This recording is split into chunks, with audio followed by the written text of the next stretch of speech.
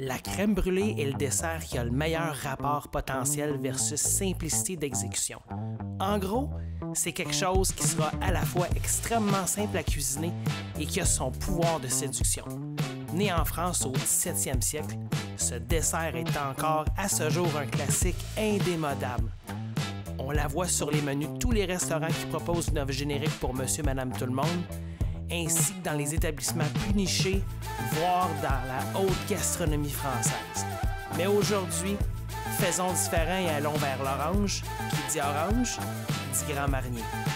Quoi qu'il en soit, ce dessert classique, délicat et raffiné aura un effet séducteur sur vos invités et aura envie de flirter avec vous. Bienvenue sur Flirt for Food.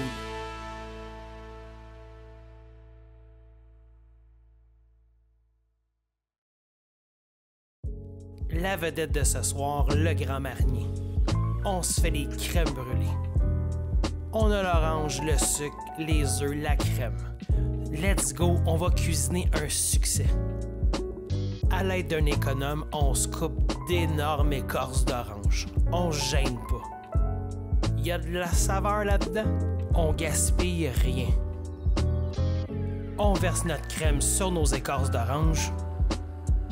On ajoute l'extrait de vanille, mais faites-vous-en pas, c'est l'orange qui va tout faire le travail. On amène ça sur le feu à moyen doux pour infuser l'orange dans notre crème.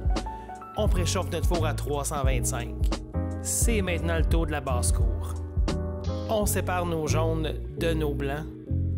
C'est les jaunes qui nous intéressent.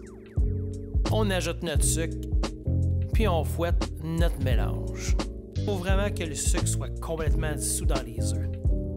On va donner un peu d'amour à notre crème. Oh, c'est le retour de la star de la soirée, le Grand Marnier. Ça va être séduisant, cette recette-là. Le parfum d'orange qui sort de ça, là, justement, on l'ajoute dans notre crème. On y donne encore un peu d'amour.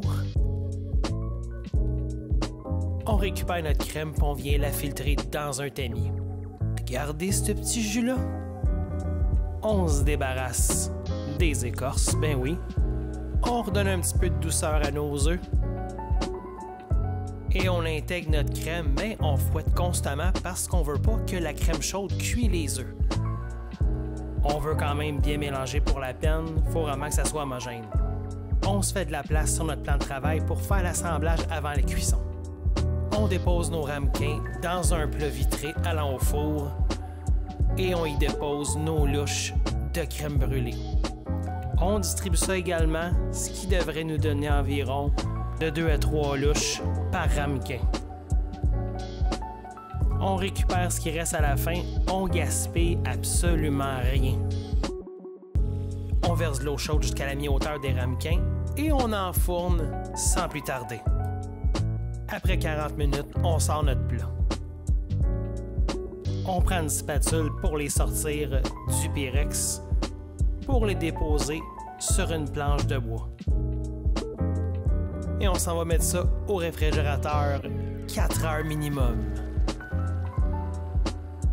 C'est le temps de sortir ça, venez-vous-en.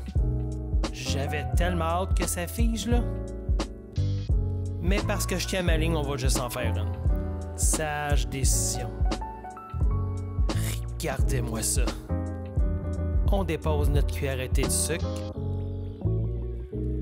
On fait tourner notre ramequin pour égaliser le tout. Et on part le feu. On veut vraiment brûler partout et qu'il ne reste plus de sucre granulé. On veut des belles dorures. Regardez-moi ça. La vedette revient, le Grand Marnier. Ça va flirter ce soir? On dépose notre cuillère de Grand Marnier sur la patinoire. Et on tourne encore. Ça va être chaud. Praise the Lord. On goûte. Ah, ça fait le petit craquant qu'on aime, là. Oh, shit. C'est vraiment hallucinant, là. Puis ça l'explose. Ah, une autre bouchée. C'est tellement difficile de résister, là. Ah non, j'en reviens pas. Non, je suis sans mots. Je pars avec. Bonne nuit.